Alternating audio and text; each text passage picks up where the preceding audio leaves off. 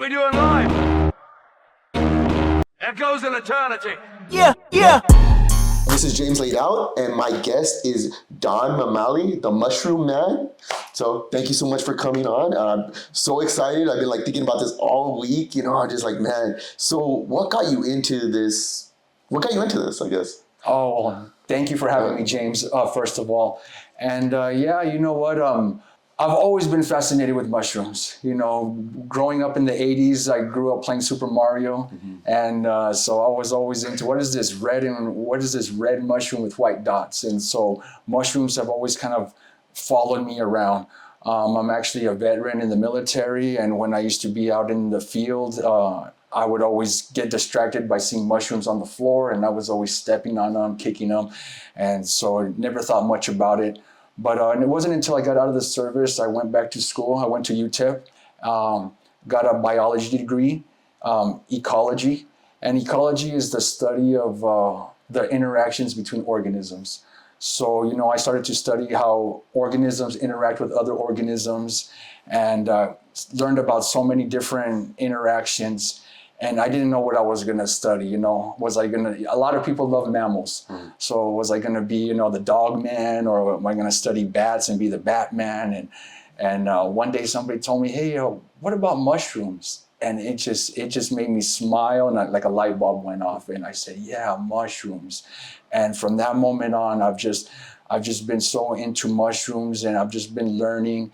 And I really got into just how mushrooms interact with other organisms and all the benefits from them. So that's kind of what got me into mushrooms and in my quest to become, a guru in this field. And then so you started up this LLC to basically educate people on mushroom awareness and all that stuff. What obstacles have you overcome, or how have you helped people and all that stuff? Yeah. Well, you know what? It's actually a nonprofit. We're Mamali Mycology Research Institute. And so basically I wanted to do this, learning about mushrooms. People would come to me with questions, and they had so many questions about mushrooms. And basically they always asked me about two kinds of mushrooms, magic mushrooms and portobello. And so I really would try to tell them that there's so many mushrooms in between, there's thousands of species. And I started to talk more about them. So I really wanted to bring awareness about all mushrooms. So this idea came to me about bringing awareness about all mushrooms and how we could apply them in our life as alternatives in home health and industry. So with this nonprofit, I thought it would be a good way to empower lives with knowledge. So, we really want to empower lives and empower them with alternative sources, for home health and industry using mushrooms. All right. So what are the benefits of magic mushrooms in the medical field? Well, you know what? Right now, it's still a very taboo subject. Right now, there's a lot of research that's barely being done. For years, mushrooms were a Scheduled I drug by the federal government, which basically meant they deemed it with no value, no medicinal value. So a lot of research basically stopped in the 60s, around that time. So very recently, we're getting barely back to studying these compounds. And what they're starting to find is a lot of these compounds really help with the mental health or the neurological or a lot of brain conditions. So right now there's a really big curiosity in magic mushrooms and how they can help people suffering from neurological conditions such as autism, or even all the way up to soldiers with PTSD, chronic headaches, and other health conditions. There's a lot of research being applied to these fields and showing a lot of positive results. And how are the laws changed now that things are people are asking these questions? The law, that's a good question, James. Right now, the laws are really changing so fast. It's hard for me to really keep up with it. Being from Texas, I try to keep up with Texas law, and then being so close to New Mexico, I try to keep up with what's going on in this region. Texas passed a House bill in 2021. And basically this House bill allows researchers in Texas to study these compounds in magic mushrooms. And when we talk about magic mushrooms, we're really talking about psilocybin. Psilocybin is the the compound, in the mushroom that leads to these hallucinations. But not only that, but leads to these positive studies. And so they passed this law in 2021, studying the effects it has on veterans. Mainly veterans are the only ones that are able to access this kind of research, and how it could help them with mental health and other neurological conditions at the moment. And so with these veterans, they're mostly PTSD? Mostly, but not all of them. A lot of veterans do suffer from chronic migraines for whatever reason.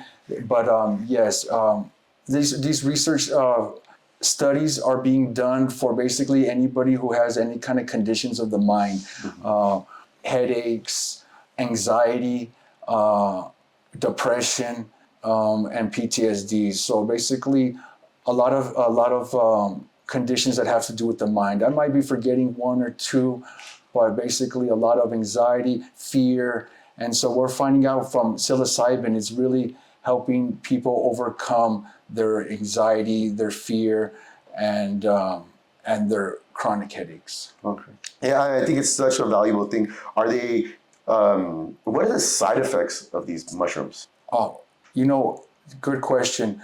Unlike other drugs, prescribed for, depression or anxiety or other pain medicine, psilocybin has a really low, or actually it's called LD50. LD50 stands for lethal dose 50. Mm-hmm. So basically when they do testing a drug before it hits the market, they'll put out a data set of how many participants participate. And 50% of that population will get a placebo and 50% will get the drug.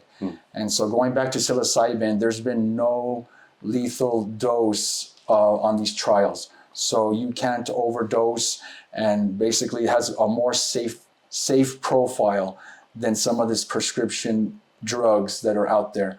So it's very safe. Now, with that being said, it's not recommended if you suffer from schizophrenia or that type of mental health. So yes, I wouldn't recommend magic mushrooms for somebody who has schizophrenia or maybe hears voices or something along those lines. And is it hard to grow these things? Does it take a lot of energy? Like what? No, growing mushrooms is really easy. All mushrooms are nature's recyclers. So they recycle anything that was once alive. So anything from cotton to denim, paper, they're able to consume this substrate, and then after the organism eats the substrate, it needs to fruit, and then it'll fruit by growing a mushroom. So basically a mushroom is the fruiting body of the fungi. Let me back it up a little bit, because I know I'm going to start using some big words, and I know maybe these viewers might be a little confused. But there's over 5 million, or they estimate to be over 5 million fungi. Fungi is the microbe of a mushroom. So not all fungi are going to be mushrooms, but certain funguses or certain fungi will go ahead and fruit a mushroom. And a mushroom, when it fruits, will drop spores. So a lot of people know what a plant is and the seeds. So a spore is like the seeds of the plant. So all a mushroom really is the fruiting body of the fungus and the spores, and it fruits so that it could reproduce by dropping spores, dropping seeds. Going back to your question on magic mushrooms, they really they actually are second decomposers. They kind of decompose what's already been decomposed. And that's why people know magic mushrooms to grow on like cow dung or, animal dung. And so that would be an example of something that got decomposed by the animal and now is being a secondary decomposer. So there are a lot of ways to grow mushrooms. You don't need to grow them on dung, but there's more cleaner ways, coconut coir and other substrates. But basically, it's as easy as getting your substrate what you want to grow on, sterilize it so that other microbes are not competing, and then infect it. So nowadays people have like liquid syringes. They have the spores are in liquid form, and so you just kind of do your homework, but get your jars, sterilize them, with steam or heat, and then just infect them. Once the mushroom kind of eats up whatever you have growing in there, that spawn will get eaten up, and then when there's nothing left for it to consume, it'll just fruit. So I know that's a big, it's a little trickier to grow than plants, but once you do your homework, it's really not that hard. And this can be applied to several mushrooms, not just magic mushrooms, but oyster mushrooms, which are really big, gourmet mushrooms, and all sorts of gourmet mushrooms. Also, same process where you'll sterilize what you want to grow them on, infect them, and then they grow. And so, in order for a magic mushroom to, I guess, be ready for consume for someone to eat it, how long does that take? Say this again? Like, how long does it take, like, from all that, the start process for a magic mushroom to be ready? Yeah. Well, okay, very interesting. So you'll have let's just say we're going to use coconut corn and some straw. There you go. We'll use straw. And so you could get a bag of straw and sterilize it. And it's going to take some time for that mushroom to really eat all that up. So it's going to take about 3 weeks to a month. And you'll see this white fungus growing. And so definitely when it's in that stage of consuming, it's going to be a white fungus, but that'll take 3 weeks to really consume that bag. But once all that gets consumed, you kind of introduce oxygen to it, and you'll start to see these little pins, and then overnight they come out. So once the conditions are right, and the fungus has nowhere else to go, and then the mushrooms will come out overnight. Wow. And you could even watch them grow. That's how fast they grow. Well, in the morning, you'll see these little pins, and by the evening, you'll have a full-out mushroom. So they really grow really fast when the conditions are right. And that's kind of why, I don't know if you've ever noticed, like your lawn or, as a kid, mushrooms just appearing overnight in the morning. That's kind of what's going on. It took some time for them to kind of consume whatever they were recycling under the earth. But overnight, when the time comes, they just fruit. They just come out the next day. And so certain mushrooms are poisonous. How do we Yeah, let me explain this. Mushrooms, basically, I like to think of them as the three mushrooms. The three kinds of mushrooms you have. You have poisonous mushrooms. You have magic mushrooms. And when I say magic, I mean mushrooms that have the compound psilocybin. Psilocybin is going to be the compound that makes you hallucinate and get these visions, and that's where the word magic mushroom comes from. So you have, poisonous mushrooms, magic mushrooms, and then gourmet mushrooms. And your gourmet mushroom is basically a real medicinal. So I see medicinal mushrooms and gourmet mushrooms as the same. So you got your gourmet medicinal mushrooms, your magic mushrooms, and your poisonous mushrooms. Now, you can't overdose on magic mushrooms, but if you eat a little bit of a poison mushroom, you'll die. And so it's, a lot of times people are like, how much of a poisonous mushroom can I eat? If it's poisonous, you're in trouble. It's poisonous. Gourmet, you can eat as much as you want of gourmet mushroom and everything. So basically, those are the three to really, those are the three, I guess, trifecta of mushrooms. Fruiting funguses. You got those three right there. So definitely, I wouldn't recommend anybody to just become a mushroom hunter and go find mushrooms and eat them, especially if you don't know what you're doing. Make sure you get them identified, do your homework. Even if you know what you're doing, be very careful. But definitely, just know what you're doing, and just know that there's a difference between edible mushrooms, psychedelic mushrooms, and deadly mushrooms. Now, these deadly poisonous mushrooms, what is the death like, or what is the person, if you eat them, what happens? Okay, there's so many different so many different types of mushrooms, that there's so many different ways you could die of a poisonous mushroom. But one of the most common misconceptions that people have is that they eat a poisonous mushroom and they just die immediately. And so that's not necessarily the truth. Sometimes you can eat a poisonous mushroom and then a week later you'll die of the results. So a lot of it has to do with it shutting down the liver and just kind of liquefying your organs until you just kind of like let it all out. So they kind of, some of these magic poisonous mushrooms, excuse me, will just kind of take some time to kind of liquefy your organs, and then you'll die as a result of that. So there's a real famous movie. Have you seen Into the Wild? No, I haven't. I'm not sure if Into the Wild, he, maybe some of our viewers have seen it, but he dies, I think, of eating a poisonous berry. And it's not a fast death. It's really slow, very painful. So definitely it's something I would hope to avoid and never see anybody go through. Oh, shit. Is it common? Is it common? I don't know the statistics. Now, Americans, we have a huge phobia of mushrooms. Okay.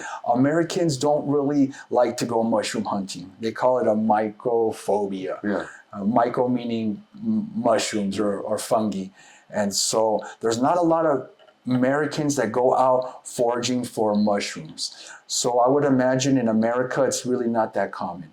But in Asia, countries like Asia and Russia, they do go out and guerrilla hunt, or they go hunting for mushrooms. And so it's more common in Asia and other countries where the citizens kind of go out there and pick mushrooms in the forest and stuff like that. And a lot of it just goes to just not knowing, not being educated, and not having enough knowledge, and a lot of them kind of do look similar to other mushrooms. So sometimes people might think they know what they're doing, and it looks really similar to the edible version, the deadly mushroom. So I don't know the statistics, but I don't think it's that common in America versus other countries. Is there any like antidotes, or like basically if you eat it, you're basically dead in a week? You know what? I don't know. So let me, first of all, by saying I don't know. Oh, okay. A lot of times people don't know they ate a deadly mushroom until days later, when it's already too late. So if do your homework, look into this question. That's a really good question. But I would imagine maybe immediately you could neutralize your stomach with charcoal. I know activated charcoal is a good way to, when you eat something toxic, to absorb that toxicity in your body. So maybe if you catch it soon enough, you might be able to neutralize these poisons. But definitely the longer you wait, the more it's in the system. So I never really heard of an antidote at the last minute. Oh, shit. No, man, that's kind of crazy. But, mushrooms are, like, it's kind of cool how they can be used for medicine, for food. Yeah. Now, what other properties, like you were saying earlier, like what other benefits can we get from mushrooms? Like this? Well, let me back it up, and let me talk about the magic mushrooms really quick before we move on. One thing I wanted to let the viewers know is on some of these studies that have been done, they're finding a 70% success rate with these psilocybin treatments for PTSD. So they're being very effective in helping these veterans overcome their mental disease, their mental health. Even one dose of one treatment is enough to report. They're reporting these success rates. Nowadays, they talk a lot about microdosing. I'm not sure. Are you familiar? Do you know what microdosing? Yeah. So microdosing, a normal dosage of a normal dose would be a gram of mushrooms, magic mushrooms. And they call that a macro dose, a big dose. Or actually, a bigger dose would be 3.5. But basically, a gram or above is a macro dose. And they're finding these micro doses, being a tenth of a gram, are having just the same. The outcomes are just as good. So these treatments that they're doing are being done even with a micro dose, which is a tenth of a gram.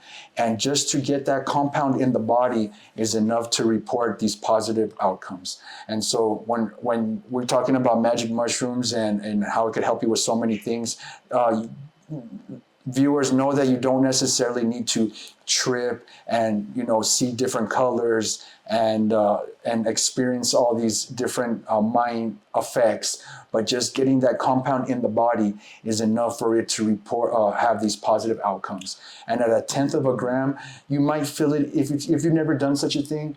Maybe the first time you might feel a little weird, a little woozy, but at 1/10 of a gram, you're not going to be really tripping. You might have a euphoria feeling of you're feeling good, you feel happy, but you're not. So you'll still be able to function. So these compounds are very powerful. Where even just 1/10 of a gram is able to kind of help the body in some of these positive things.